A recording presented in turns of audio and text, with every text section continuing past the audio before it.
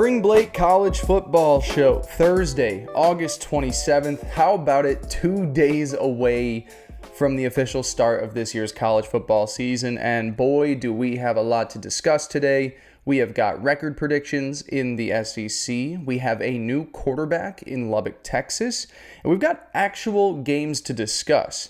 We'll talk about a few things that I want to watch for in the limited but loved nonetheless Week 0 slate. We will also chat about where I've been, where we've been, how we plan on tying a bow on all preseason matters that we need to tackle between now and next Friday, essentially. And we'll make sure that we're all systems go for the highly anticipated 2026 college football season.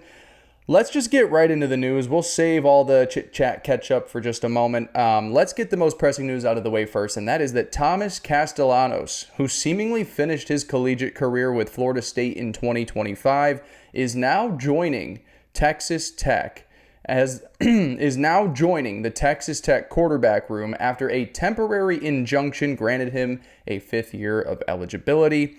Now, I won't even pretend to understand how this all works. I don't understand the legality of it, how it's still possible. All we need to know is that Joey McGuire has added a really interesting wrinkle to his football team just a week before the season kicks off. And that's all I'll really want to call it for the moment. It's interesting. You know, Castellanos will serve as the backup to Will Hammond out the gate, but I wouldn't be surprised if we see him on the field within the next few weeks. He is a very strong athlete, one that ran receiver drills at his NFL Pro Day and is reportedly open to being used as a gadget-type player for Texas Tech. And Will Hammond, while all ready to go for the season, is still coming off an ACL tear from last season and only has a couple career starts under his belt. Castellanos, with 38 games played dating back to 2022, is a really nice insurance policy to get at this point of the season if Hammond doesn't live up to expectations early on. You know, big picture, my mind goes here with Texas Tech. Without a surefire star at quarterback, and that is after the departure of Brendan Sorsby in that entire saga, Joey McGuire needed to find a way to be more interesting on offense if they wanted to improve from what they were in 2025. You know, last year, they were a little too bland. Talented, sure, but bland, which made it easy for the Oregons of the world to put the clamps on them when Tech finally made it to the main stage. And after we all watched that ineptitude, it was hard to feel any bit stronger about this offense in 2026, especially once we knew Sorsby wouldn't be leading the charge. And I'm not saying that Thomas Castellanos is the answer to all of those problems or that he even sees a lick of play at quarterback this college football season. But his presence on the football field as an athlete, as a quarterback, does make Texas Tech more interesting this season. And I'm very much looking forward to seeing the role that Joey McGuire and the coaching staff build out for him in the coming months. Will it be something we see immediately? I probably wouldn't think so. But as we get him, into a few weeks, we know they've got that big Week 3 Friday night matchup against Houston. Does he see the field starting around there? Do they roll him out in weeks 1 and 2 to get him, just to see what's out there? I'm not sure exactly how it's going to look, but I know it will be interesting. I know it's going to make Texas Tech's offense more interesting. And to be able to do that right before the season starts, a season in which I thought they had a capped ceiling due to their play at quarterback, I don't know. It's going to be interesting. That's all I can call it right now. I don't know if it'll be necessarily good, great, bad. It's interesting. That was really big news that popped up right before we were going to start this show. So I wanted to get that off the top first. I should take a second to talk about where I've been, what I've been up to, and kind of what's kept us away from properly preparing for this show, preparing this show and this audience for the 2026 college football season. So we came back on the air, I want to say it was May, June, and thankfully we did because we were able to put out a decent amount of content that was like early prep for the college football season. Now, by the time August came around, I was really hoping to go full systems go and to be able to put out 2-3 shows a week where we are doing deep dives into each conference. We're doing deep dives into the postseason, all the storylines, all the fall camp stuff that we need to know. And frankly, my new job just didn't allow me to do so. When I first moved down to Texas, the job I took was not only one that didn't pay me a lot of money, but it was also one that was work from home. So it was pretty easy to what I'd call multitask. When the first couple months we brought the show back up. Now, new job, a little bit harder to multitask. One, because I don't work from home anymore. I have to drive 45 minutes to an hour to work every day. And it's in the restaurant industry. I'm not just sitting down at a desk where I can be like, yeah, I'm going to send emails, but I'm also going to write, the prep notes for today's show. So it's harder in that to do it. And then also they are paying me good money. And because they're paying me good money and it's a job I enjoy, I'm not necessarily going to be one to get caught not giving it my fullest effort when I'm there. So because of all that, it's been quite the adjustment period. July and August, we're sitting here on the 27th. The last 2 months have not been what I wanted it to be for this show. I can't say that I have the answer that it's going to be fully fixed for this entire college football season. I don't really know what it's going to look like. I know what I'm going to do to get us ready for week one, and then we're going to try and build as consistent enough of a schedule as we can through the regular season. And look, it might be one of those things where we just sit here at the end of the day and said, hey, we gave it our honest try, but it's impossible to do a career and this on the side and still, make time to sleep and go to the gym and spend time with Jessica and all of these things that are important in life outside of doing a college football show. But I'm here today. We're going to be here to prep and give our full thoughts for the college football season between now and next Friday. My goal is to put another episode out on Monday. We'll do another one on Wednesday as well, too. I feel like knowing my schedule and the time I have off, that should be possible. It's going to take a lot of effort, as it will, to try and do anything this college football season.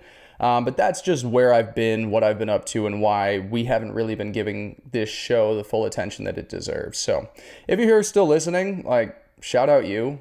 I appreciate you. I appreciate the support. If you're here for the first time to hear me say hey, we're not going to be here too often, or, we're going to try and make it work, it's probably not the most motivating pep talk to get you to stick around, but I appreciate it nonetheless.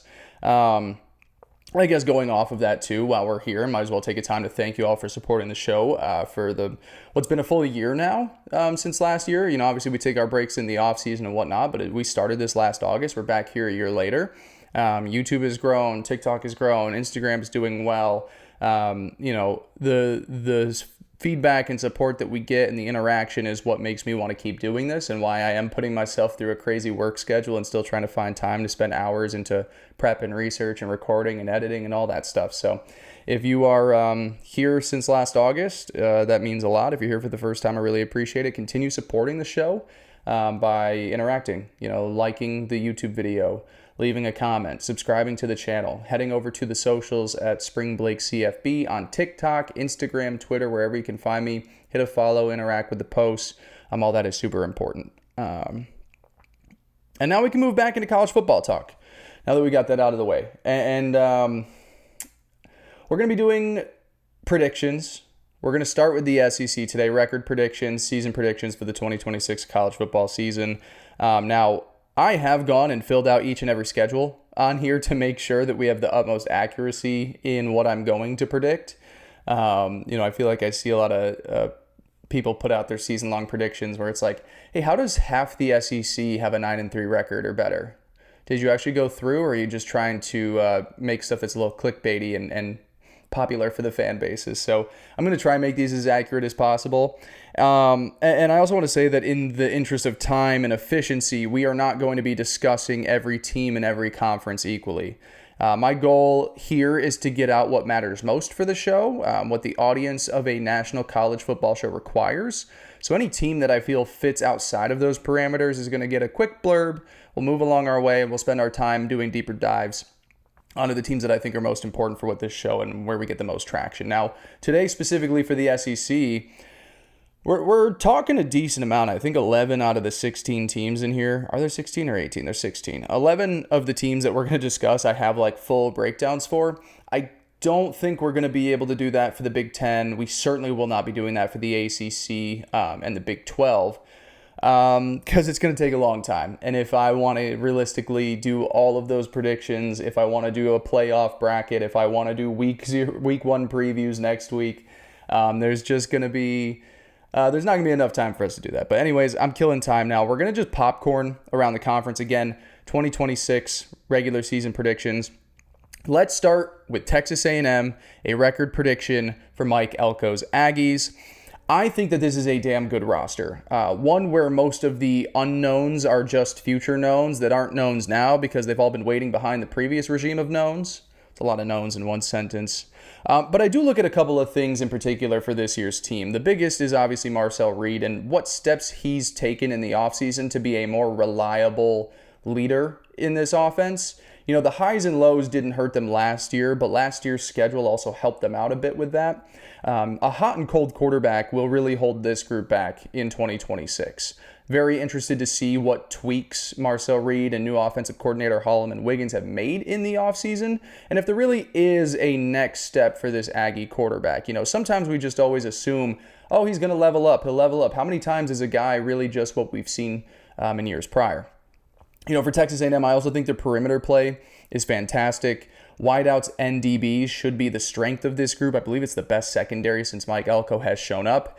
And while I'm overall unsure about the depth and meat up front, I do trust Mike Elko-led programs to always be mean, physical in the trenches, so that might, you know, that mentality and that coaching might help the lack of like a true dominant presence, even though I am really excited to see what the Northwestern transfer Anto Saka is at edge for this group. And then there's the schedule part of all of it. You know, you've got games at Alabama and at LSU in the first 8 weeks. November down the stretch is brutal. At South Carolina, home for Tennessee, at Oklahoma, back to Texas to finish out the year. Overall, I just think there are more opportunities for this group to slip up than there were last year. The group, the roster, the team might be better overall than they were in 2025, but I don't think it's going to show up in the win column because of who they have to face and when they have to face them. Let's think about this too. The last 2 seasons, what has Texas A&M's struggle been? Finishing the season strong. I believe their toughest stretch is in November. And overall, I think that's going to lead to Texas A&M finishing 9-3 in the regular season, which is another really good year for Mike Elko, but obviously a step back from where they were in 2025 in the win column, keeping them outside the college football playoffs. That is my season prediction for the Texas A&M Aggies. Up next, record prediction for the Auburn Tigers. Man, is this an interesting football team.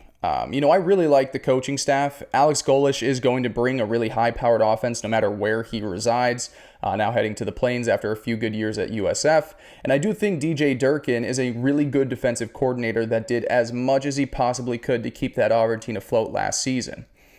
You would think that the marriage of Golesh and Durkin would lead to a more complete, complementary football team in 2026, but I am worried about the drop-off in talent defensively and think that could prevent a cohesive team taking the field this season. I am very interested to see how Byron Brown elevates himself against SEC defenses. They've got a really good tailback in Jeremiah Cobb. Trench play, however, is going to be really big for Auburn this year. I do not love what they have up front on either side of the ball, which normally is a death sentence in the SEC. And then there's the schedule. You know, it's not all too bad by SEC standards. Really intriguing week 1 matchup against DJ Lagway and Baylor. We'll learn a ton about both of those programs in that one. And then we'll learn even more about Auburn in week 3 when they take on the new look Florida Gators. Auburn does avoid playing Texas and Oklahoma. They get LSU at home, but then they hit the road for games against Tennessee, Georgia, Ole Miss, and Alabama. You know, I don't have too high of expectations in year 1 of this rebuild simply because I believe the talent defensively is taking a step back. The offense will be plucky. They'll probably catch, one of these giants off guard at some point in the season. But ultimately, I think we've got a 500 football team here in the Plains and one that hopefully gets to a bowl game when it's all said and done. I'm going to go 6-6 for Auburn in year 1 under Alex Golesh. Let's stay in the state of Alabama. How about a record prediction for Kalen DeBoer's Crimson Tide in 2026? They did the damn thing this week, the thing I've been waiting for, naming Keelan Russell as the team starting quarterback for the new season. The fact that this was decided well enough before the start of the year gives me full hope and confidence that Russell took the job by the horns and made it his. And I've been all over the fact that I believe he can be one of the best quarterbacks in the nation this season. I think this is one of the best coaching staffs in the game. I cannot wait to see how Ryan Grubb dials up this offense for Russell and company. And I think Kane Womack has one of the best defenses in the country that's ready to make life easier for its first-year starter. Secondary, loaded, love the edge rusher, Yanze Pierre. The rest of the depth up front might not be a super strength, but it's definitely good enough to where the other strengths on this roster can make a fully forced, really stout defense.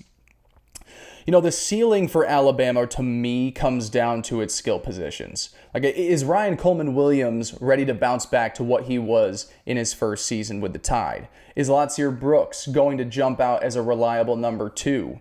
Are some of these freshmen are some of these true freshman tailbacks SEC ready out the gate?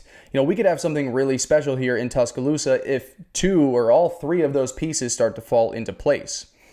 I also really like Alabama's schedule. It creates a nice ramp-up period into the meat of the season. East Carolina, Kentucky, Florida State, South Carolina, and Mississippi State out the gate should be 5-0 at that point. That next stretch will be what decides the season, however. Home versus Georgia, at Tennessee, home for Texas A&M, and then at LSU. Let's say you get it out of that 2-2 at worst, you've got a real good shot at making another SEC title game, college football playoff appearance, everything that you want if you're Kalen DeBoer. But that's a worst case scenario, right? Like, I think Alabama is on par or better than just about every team they'll face this regular season.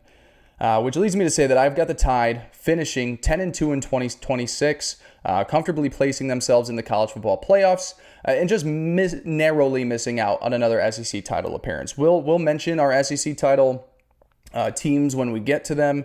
I've got Alabama finishing 3rd in the conference, just outside that title game, but definitely an at-large player in the college football playoffs. All right, let's jump around now to Oxford. I've got a record prediction for Pete Golding's Ole Miss Rebels. Here's what I'll say about this group overall. Find me the glaring weakness on this roster. They have the best quarterback running back tandem in the nation. They have the second best defensive line in the SEC. Back 7 of the defense sturdy. Offensive line really, really good. Maybe you could ask for more talent out wide, but again, that's nothing that's overly concerning with this team. But despite all that, it still feels like they're bound to take a step back. I am not totally convinced that Pete Golding is the right man for the job, and that's not to say that he isn't worthy of the opportunity or won't do well, just that I'd like some time to decide if I'm in or out on him leading a major college football brand. And then I also think that the Lane Kiffin and Charlie Weis offense might be difficult to 100% replicate. Those are 2 guys that have a knack for play calling that few in the world possess. And you also you don't have to replicate that offense to still be a good football team. I just wonder what percent of Trinidad Chambliss' successes last year were credited to the play caller and how different that might look in 2026. Say it was a good 50-50 split. Say that the offensive play calling in Trinidad Chambliss worked hand in hand 50-50% to all their success. What if the offensive play calling is down at like 35%? Does 65% of Trinidad Chambliss make up for that? And are they still as good as they were last year? I'm not totally sure. And then I also think that the schedule doesn't do them any favors. That Louisville opener in Nashville, very tricky. I do think they'll pull it off, but it's a tricky way to start your season. But then you still got games against LSU and at Florida before October even begins. And then there's a second difficult stretch that kicks off in late October. At Texas, home for Auburn, home for Georgia, then at Oklahoma. Again, Ole Miss has the talent to be in a lot of those games this year, just about all of them. They should be one of the tougher outs in the SEC. But ultimately, I think we're looking at an 8-4 season in Oxford, and one that feels a little deflating after the successes they had in 2025, but still, ultimately, when you know who they had to play to get to 8-4, a really strong year. Now, it only feels right to head to Louisiana after talking about Ole Miss. Record prediction time for LSU's record prediction time for Lane Kiffin's LSU Tigers. What kind of debut season will we have in Death Valley? A few things stand out to me as we get close to the season. Let's start with the tailbacks and the offensive line. After being cautiously optimistic a couple months ago, I've bumped myself up to comfortably optimistic. I think that this group is going to be vastly improved from the one that we saw last year. I feel strong about all 3 levels of the defense, and they've got a top-tier coordinator running the show. All of that is also going to help the offense immensely early on as they put the pieces together and figure out what they're going to look like. And again, at that point, we're just betting on Lane Kiffin and Charlie Weis Jr. to figure things out. History says they'll figure it out, and they'll figure it out rather quickly. If I want to bring up something negative about LSU, I don't love their special teams unit. that could be a thing that loses them a game or two along the way. One of those things that's just like super deflating, classic thorn in Lane Kiffin's side as he tries to get things going here in Baton Rouge. It's not to say that it's, the most important thing in the world, but I could definitely see, there's a close game coming down to the wire in Oxford week 3, and Lane Kiffin's going to kick the field goal to take the win the game at the end of regulation, and it gets shanked right, or he just misses it, or there's a mess up on special teams. Like, I could just see that being one of those classic, like, it pans to Lane Kiffin's face and he's just staring blankly. It's like, oh, yep, LSU's really good this year, but special teams is holding them back. To pivot back now to their schedule, I think it's obviously really tough, but I do think the home road splits are pretty nice. Like, yes, you have to travel to Ole Miss, you have to travel to Neyland, you have to go to the Plains, but you get Clemson, Texas A&M, Alabama, and Texas all at home. We also have a brutal stretch to close the year. Finishing off starting November with Alabama, Texas, and at Tennessee all in a row to kick things off before finishing the season with Arkansas. So I think because of that and the way the schedule works out, the Tigers will be in the thick of the SEC title, college football playoff conversation right until the very end. But I do think that a late season loss or two will bump this group down to 9-3, and on the outside of the club looking in what's definitely a strong debut year of the Lane Kiffin era, but one that doesn't see anything beyond the regular season. Let's head to Lane Kiffin's old stomping grounds now. We'll head to Rocky Top. My 2026 regular season predictions for the Tennessee Volunteers. The Vols recently named freshman Faison Brandon as their starter for the upcoming year in a signal that the future is now, and one that will make this offense incredibly entertaining. We already know that Tennessee is going to be great on the ground, one of the best offensive lines in the nation, and a deep tailback room led by Deshaun Bishop. And now they add a quarterback that has a really great arm, really good composure, and the ability to take off and run it himself. Now, Faison Brandon will have to deliver on that potential now, but I think we are going to see a Tennessee offense that's going to be pretty damn hard to stop in 2026. And they very might well have to if they want to win many games in the SEC. This defensive line seems to be in a really bad spot, one to where opposing offenses should be able to run on them with ease and keep their quarterback upright. I do think that the back seven is good. I do like that Jim Knowles is in running the show, but even with that optimism, I think it's an average SEC defense at best. And to kick it back to the good, let's finish on a positive note. I really like the way that the schedule plays out for Tennessee. They should be a comfortable 3-0 after their non-conference slate. They get to play Vanderbilt, Kentucky, and Arkansas, and I think they are better than the Auburns and the South Carolinas of the world as well. If you give me all that, that's 8 wins right there. And an upset or 2 against any of Texas, Alabama, A&M, or LSU puts you in the thick of the playoff conversation. Now, I'm not feeling plucky enough to go there just yet, but I will stamp a comfortable 8-4 on this squad and what's a sign of great things to come in 2027 for the Tennessee Volunteers. Man, how many we got left? Holy shit, man. Yeah, see, this is what I'm saying. We're not going to be able to go this deep for each conference. I feel like we're only even halfway through. All right, let's talk about my sweet baby next, my darling for the new year. It's go time. 2026 regular season prediction for the Oklahoma Sooners. There might not be a team I've talked about more over the last calendar year than Brent Venables' squad down in Norman. The defense is going to be great. Best D-line in the SEC. One of my favorite linebacker rooms in the nation. Really strong secondary, and all of it that's coached by my favorite defensive play caller in the sport. And I will continue to bet on this offense being a vastly improved unit.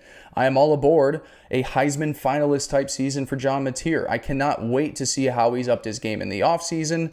The receiver room is way more than just Isaiah Satania now. They've improved the offensive line and the tight end group, and I think all of those position groups will make the run game more successful. I should say that sounded like I was taking a shot there at receiver to guy drafted by the Colts in the 7th round. He was a good player, but the room was Isaiah Satania after his departure. I really think they've rounded out that room well with Parker Livingstone and Trell Harris. And yeah, the schedule is a beast. At Georgia, at Michigan, all in the first month, leading into Red River Shootout. You play Michigan, Georgia, and Texas in the first 6 weeks. That sucks. But if you can survive all that, it lightens up a bit with just one more tough road trip to the Swamp and a couple homestands against Ole Miss and A&M. There are a good number of losable games on the schedule this year for Oklahoma, no doubt. But I am of the belief that their roster is on par or better than every team they'll face this season. I believe that few front offices in college football right now can hold a candle to the group running the show for OU. Jim Nagy has done a phenomenal job as the general manager, kind of the guy that's running the show there. And they're really setting the standard for college football of how you should operate as a program. And because of that, I think we're in for a really special season for the Sooners. I've got Oklahoma making it to 10-2 this season, playing in Atlanta for an SEC title, and making this year's college football playoffs.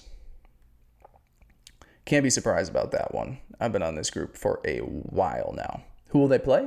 We'll find out. South Carolina. They're not going to be playing for an SEC title, but this is just who we've got next on the list. South Carolina is a really interesting team this year, even though my stance on them hasn't changed all too much. I think it's just a lot of empty calories on this roster. Yes, I love watching Lenora Sellers. I love watching Dylan Stewart. Nick Harbor, freak athlete out wide. Jacarius Peak, fantastic left tackle. But look beyond those 4 stars, and I've just got an overwhelming amount of unknowns. I think their trench play is really weak outside those 2 stars. I think they're lacking the necessary talent at tailback to be balanced on offense, and they're perfectly average at the second and third levels of the defense. So if you give me all of that, and then you also remind me that some of those stars I mentioned at the top still struggle to stay on the field consistently, and then are also inconsistent when they are on the field, you just aren't going to earn my trust with that recipe, especially when you reside in the SEC. I am perfectly fine being wrong on South Carolina in my evaluation of them this season, but I see a 6-6 football team here for Shane Beamer and company in what's technically an improvement from 2025, but also an underwhelming final season for the Lenora Sellers after the future looked so bright just a couple seasons back. All right, we're actually not moving too bad through this now. I think we've got 3 teams left. 1, 2, 3, and then we're going to speed through the bad teams of the SEC. All right, coming down to the wire. Regular season prediction for the highly discussed Texas Longhorns. It feels like the temperature is cooling on this group as we get closer to the regular season. And my response, buy the dip and buy it now. Sure, Ty Anthony Smith was a solid contributor last year. He gets dismissed, no longer with the team. Sure, I don't love the parents of freshmen taking to Twitter and putting Sark on blast. But frankly, Texas's success this season was never going to be defined by its freshman players or one singular linebacker. This is still hands down the best roster in the sport right now, and every premier position is being led by a bona fide stud. That's quarterback, wide receiver, left tackle, edge rusher. You can make the claim that they are the best at their position in the sport. And this isn't like a South Carolina position where it's those stars and a lot of nothing else. The position groups here, outside of maybe the secondary, can claim that they're one of the top 3 to 4 groups in the SEC. And I will also continue to beat the drum that nobody is giving this ground game enough attention.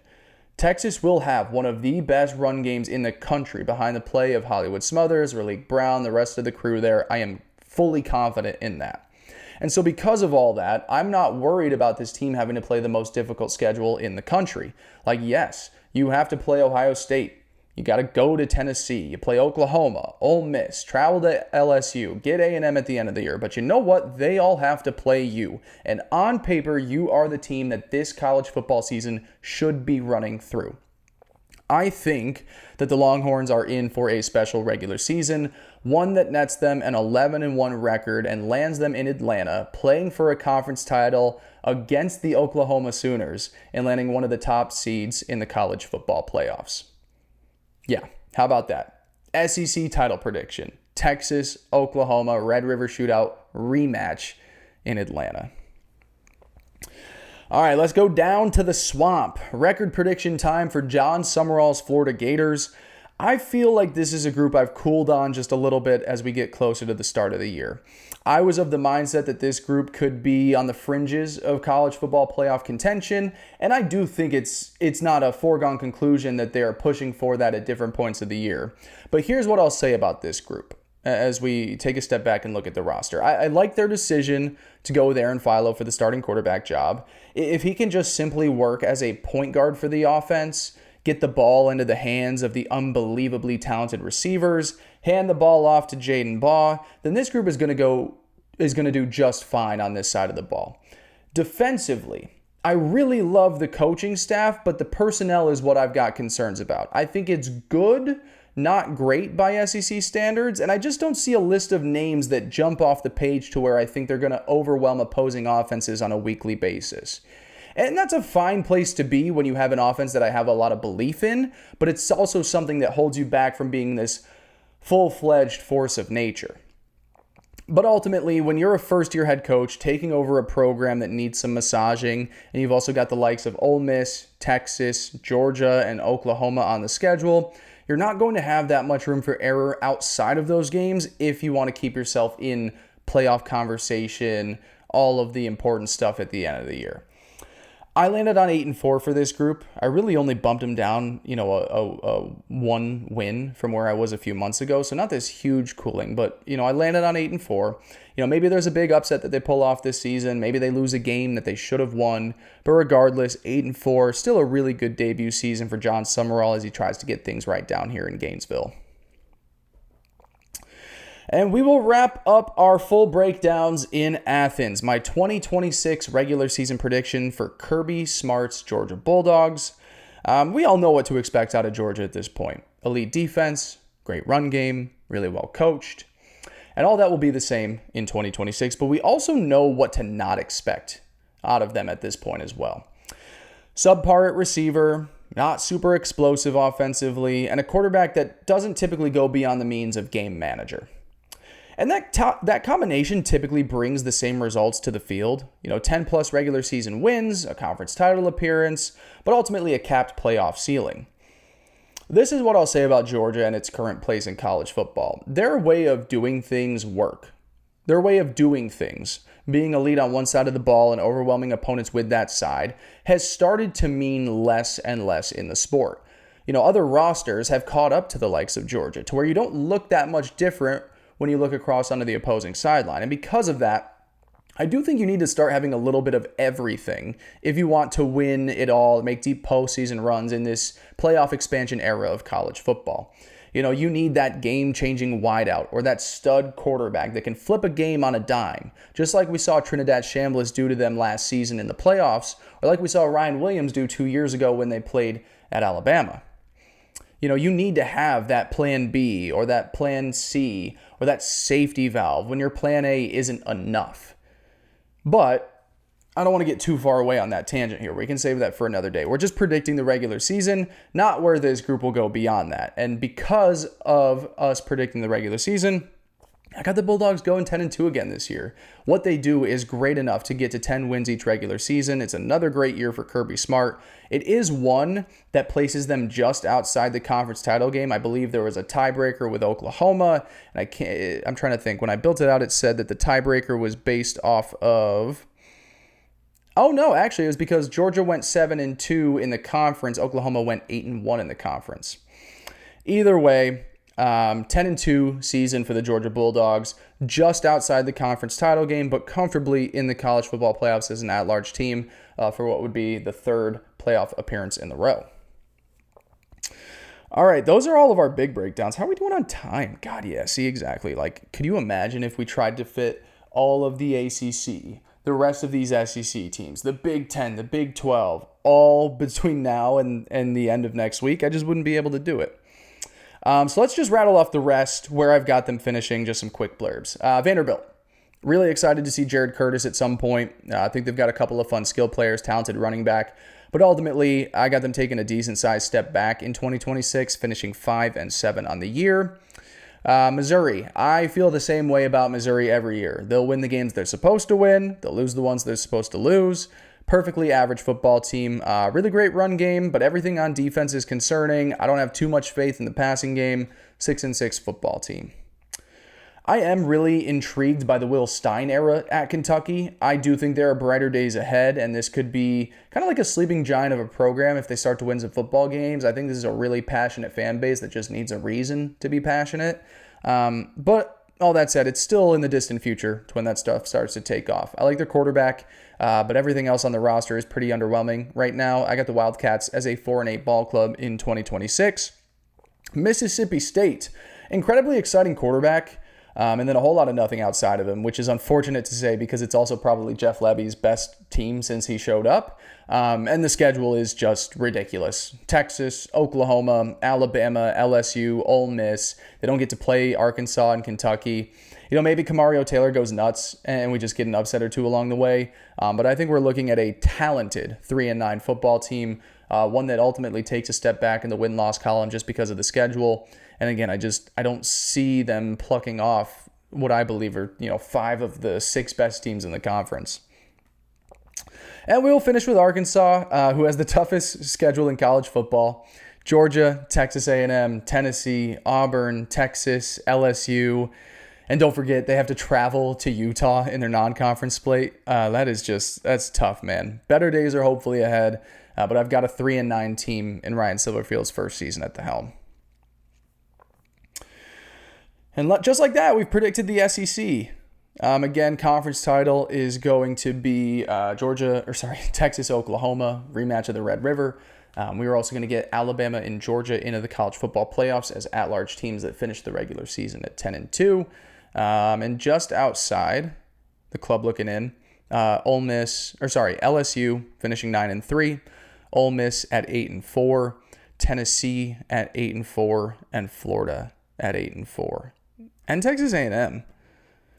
A lot of whole 5-4s in the conference. Aggies, Gators, Tennessee all 5-4. They win their 3 non-cons. They'll be just fine at 8-4. LSU 9-3. Ole Miss 8-4, but 6-3 in the conference. I don't know why I'm rattling this off. This doesn't matter to you guys. All right. Let's take a break and give a shout out to our sponsor of today's show and the sponsor of every show we do here at the SpringBlake College Football Show. And what's great about that is I really shouldn't call them a sponsor. I'm a brand ambassador for the lovely company called Bucked Up. If you are someone that, needs your energy drinks, if you like going to the gym, if you need your pre-workout, your collagens, your creatines, if you need some swag, if you want some stuff and gear to wear at the gym, make sure to go to Bucked Up for all of your gym essentials. I am also, heavily caffeinated since this new job took over, and I couldn't get through my long days if it wasn't for a nice Bucked Up. So if you are watching this show, if you are listening on Spotify or Apple, wherever you get your podcast, in the show description, there's going to be a link that's going to take you to my personal Bucked Up page. If you buy anything on there and use the code SpringBlake1 at checkout, you get 10% off your order. I get a nice kickback, and it's a way that I can pretend like this show is bringing me in some revenue. So shout out Bucked Up, shout out to you all. Let's keep things moving along. We're going to end today's show talking college football games. How about that? For the very first time since late January, we have games to look forward to this weekend. And while week 0 pales in comparison to the weeks that come after it, there's still plenty for us to observe, enjoy, learn. I really like week 0 because it gives us a chance to look at teams that we're probably not going to look at a whole lot. So let's give ourselves some homework assignments, what we want to look for in this light but love nonetheless week 0 slate. The thing that I am most excited to see this weekend is the new look TCU offense behind offensive coordinator Gordon Samus and quarterback Jaden Craig. I was very on board with the changes they made on offense this offseason. And that is not to say that Josh Hoover isn't going to go do great things at Indiana or that Kendall Briles can't find success with Lenore Sellers at South Carolina. All of it can happen at once. But it's just the fact that this team needed steadiness on offense. They needed to get rid of the volatility it experienced in 2025 and play complementary football for Sonny Dykes' defense. I am expecting a heavy dose of ground game all season for TCU, but especially in week 0. Jeremy Payne is an absolute delight at tailback, probably the best player on this TCU offense. And with a new quarterback at the helm, one that is coming from playing a couple of years in the Ivy League, I think it'll be wise to lean on Payne and to try and open up some easy throws for Jaden Craig. And off of that, I really think there should be a few couple of nice play action shots down the field for Craig to show off his arm. Don't mistake him that he's just this Ivy League guy that's being thrown to TCU because he's the only option. He's a very talented quarterback, big, mobile, cannon of an arm. And I'd love to see a couple of chunk plays thrown Jordan Dwyer's way to get him involved early in the season out wide. I think this is going to be a great chance for us to see what TCU's got in store for us in 2026. We'll do Big 12 predictions next week, and I guess that's not fair because we're going to have seen them play already once, albeit against a struggling UNC football program. But I do think that you've got a team that's like very frisky and is quietly 9-3 the year before. It's like 1 or 2 game difference. You make a little bit of an improvement on offense. All of a sudden, you might be playing for a Big 12 title game in Arlington. So I can't say that we're going to spend a ton of time breaking down the Horned Frogs this season, but week 0 is giving us a great chance to give them the spotlight. Let them show us what they've been cooking up this offseason and hopefully a sign of brighter things to come in 2026. So Gordon Samus, Jaden Craig, they top the list of what I'm looking forward to see. I guess you could throw Dwyer in there as well and the tailback Payne, but basically the TCU offense is what I'm most excited about this week. And not too far behind the TCU offense, I'm also really looking forward to watching CJ Bailey play against UVA this weekend. Quarterback is such a loaded position this year in college football. There's going to be a lot of guys that don't really get the attention they deserve. And especially for a guy like CJ Bailey, where, yes, he's at a NC State program that could be frisky in the ACC. We're probably not going to spend too much time talking Wolfpack on this show. But with a light slate in week 0, we now have a chance to see what this kid's got. And I'll just tell you, I think the kid's got a lot. Very physically gifted individually. 6'6", 215 pounds. You can't miss him. Cannon of an arm.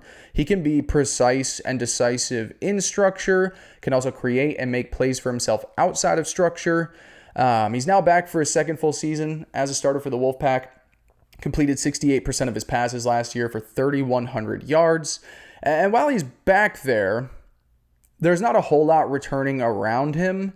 This NC State offense lost its top tailback, its top 4 wideouts, 3 starters on the offensive line. It might make for some growing pains in 2026. It might make for a rusty, shaky debut this weekend. But I do believe that the pure talent is there to get the job done. I don't know if we're going to spend a ton of time talking Vegas picks on this show, but I am going to take NC State +4 right now against UVA. I'm really hopeful that CJ Bailey's talents are on full display this weekend in what should be the start of a really special season for this young man. And then I'll lump these two together as we wrap up today's show. One thing I'm looking to figure out in week 0 is if we have any signs of life on the campuses of North Carolina and Florida State. Now, it'll be easier to learn this about North Carolina this week. They're actually facing another Power 4 program, and they aren't 30-point favorites like FSU is over New Mexico State. Like, if Florida State doesn't win with ease, we can have a whole separate Mike Norvell conversation on Monday. But I just want to see something from either of these two teams to make me feel like they're turning things around, heading in the right direction, any positive signs of life. Like, does Florida State's playmakers actually look like they can stress out ACC defenses on a week-in, week-out basis? Do they absolutely dominate New Mexico State to where they could look like an actual problem when it comes to the ACC? How does the quarterback play look? I'm not too confident right now, but does it look strong and competent? Does North Carolina's front 7 hold its own against a really strong TCU ground game? That matchup is going to be really intriguing this weekend. I like the North Carolina front 7. I love the TCU ground game. Where does that play out? Can Bobby Petrino get things humming for North Carolina's offense? It's crazy he is running the offense there for UNC. It's a wild coaching staff. But what does that look like? What does it look like? I think this needs a second here. Bobby Petrino calling plays for Bill Belichick's offense. How much rope is Bobby Petrino allowed to this? Bobby Petrino is fucking go, go, go, aggressive. Bill stylistically hasn't really played that mold up to this point. Does it look like a watered down Bobby Petrino offense, or is it full systems go? And it's like, hey, UNC is actually just going to push the envelope on offense and hope that their front 7 on defense can do enough. That's all what I'm looking for. It probably is going to be a long, cold season for both of these programs, but I'm just hoping we can get some semblance of life and optimism so that we can kind of kick those conversations further down the road, save them for another day. I don't have to pop on here on Monday and be like, man, it's over. It's over, even though it most likely is anyways. So that's what I'm looking for in week 0. I think it's going to be fun to watch North Dakota State play for the first time on the FBS, at the FBS level. Same for Sacramento State. So it's cool that we get them into the fold here. I'm excited to see Tanook Hines. I mean, look, I could give you a USC preview and talk about what I'm wanting to see. I think they're favored by like 38.5 points. I don't know what the spread is right now. I saw they are favored by 38.5 points. I got an autistic brain here. They should look fucking phenomenal. They should put up 50 plus points. The receivers should look great. Jaden Mayava should look awesome. The offensive line should look pristine.